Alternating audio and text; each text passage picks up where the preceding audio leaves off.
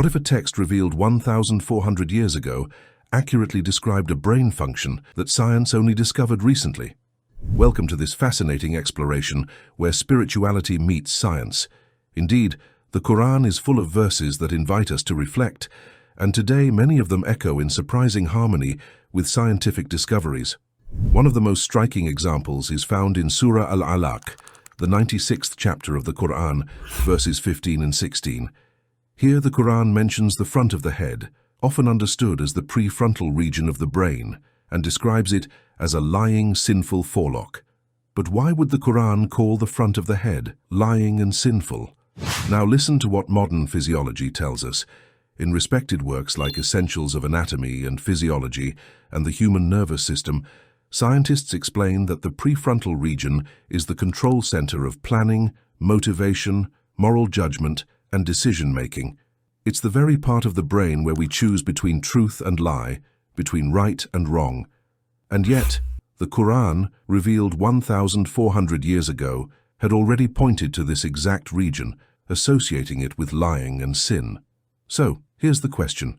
How could a scripture revealed in the 7th century describe the brain's function with such astonishing accuracy long before science itself discovered it? The Qur'an, even in the English translation, just completely made sense to me. The Qur'an just provided me with a cleaner option of all those stories, and then it added to it. It is just a beautiful addition to the thoughts I already had. Even with the chiropractic that I practice, if you read the 96th surah and you read through to 15 and 16, Allah talks about how He's going to pull, or how our souls are going to be pulled out through. The English translation says through our forelocks, right? Through our foreheads, they're going to be ripped out. For a believer, it's just a little perspiration. With my functional neurology, what area now do you think science should support religion and your religion should support your science, if they're right? Where do you think you make that final decision whether you do something or you inhibit that bad action? That's the forehead, that's the frontal lobes, that's the forelock, that's the brain. There's no way we knew that 1,500 years ago. I mean, remember, just a few hundred years ago, people thought women didn't have a brain. They thought, the Christians didn't think women had a soul forever, right? Mm-hmm. I mean, here's the Qur'an 1,500 years ago or so, telling us that this is where you're going to be punished from or pulled out through when you're a bad guy.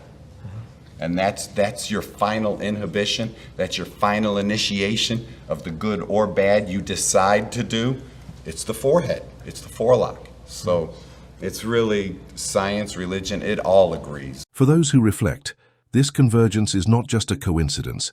It is yet another sign of the truth and the depth of the Quranic message.